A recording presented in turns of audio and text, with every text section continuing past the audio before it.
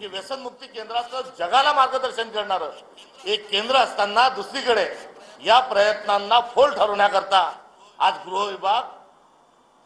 दुर्लक्ष करून पुणे शहराला या गर्दीत जे ढकलत आहे त्याचे आर्थिक हितसंबंध कोणाची लागे बांधे आहेत, एवढी मोठी गुंडागर्दी या ठिकाणी कशी होऊ शकते हा विषय,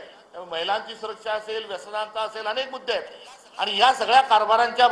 माध्यमातून मी एक प्रश्न विचारला होता, तो आज पुन्हा या ठिकाणी विचारणं औचित्याचं ठरतं। एक तर महाराष्ट्राला पूर्णवेळ गृहमंत्री नाही आणि पूर्णवेळ गृहमंत्री नसताना एक स्वतंत्र गृहमंत्री हा महाराष्ट्राला असला पाहिजे, कारण आम्ही राजीनामा मागतोय, संतोष देशमुख प्रकरणातून मागतोय, इतर प्रकरणातून मागतोय, भांडवलदारांच्या घशात महाराष्ट्र अंधन देण्याचं काम सुरू आहे, त्या संदर्भात अनेक आकडेवारी आहे ती मांडतोय। मात्र आज संपूर्ण महाराष्ट्राच्या लक्ष वेधेल अशा ठिकाणी आलेला असताना एक आमचा नव्याने एक प्रश्न आहे, त्याचं उत्तर हे देवेंद्र फडणवीस साहेबांनी दिलं पाहिजे की महाराष्ट्राचा गृह विभाग घाशीराम कोतवाल चालवत आहे का, हा देखील एक ऐरणीचा प्रश्न आज या सगळ्या वास्तवाच्या माध्यमातून निर्माण होत आहे। त्यामुळे घाशीराम कोतवाली कारभार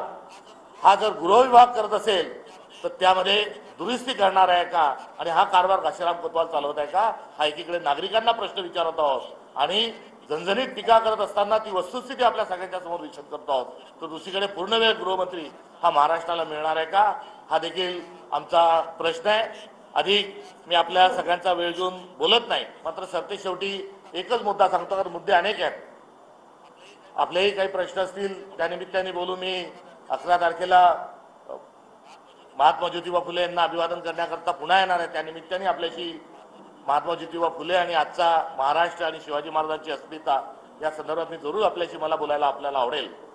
मात्र सत्तेचं विकेंद्रीकरण झालं पाहिजे।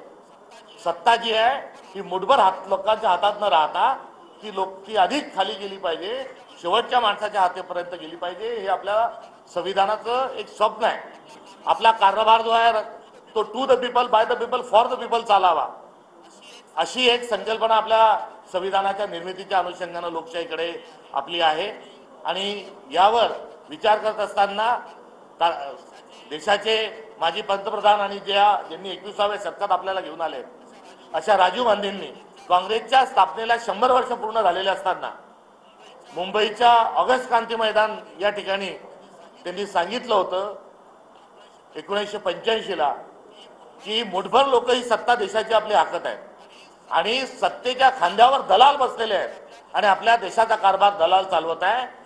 हे त्या ठिकाणी त्यांनी तात्कालीन परिस्थितीत सांगितलं। आणि तात्कालीन परिस्थिती सांगत असताना पुढे